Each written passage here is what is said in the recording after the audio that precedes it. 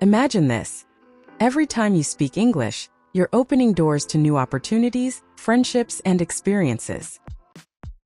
But for many, the challenge isn't understanding.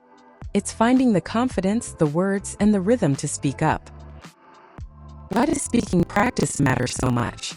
Because reading, listening, and writing are important, but true fluency comes when your thoughts turn easily into spoken words. If you want your English to feel natural and comfortable, regular practice is the key.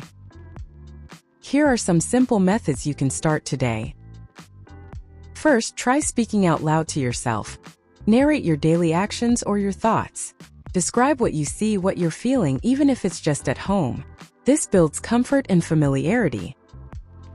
Second, record your voice. Listen back and notice where you can improve. It's not about perfection, just small steps forward. Third, find a language buddy. Practice short conversations, even by text or voice memos, and focus on topics you enjoy. This keeps practice fun and stress-free.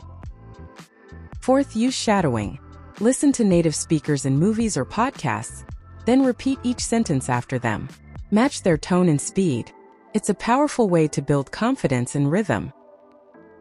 Finally, set realistic goals. For example, try to speak a few sentences in English every day. Progress comes with consistency.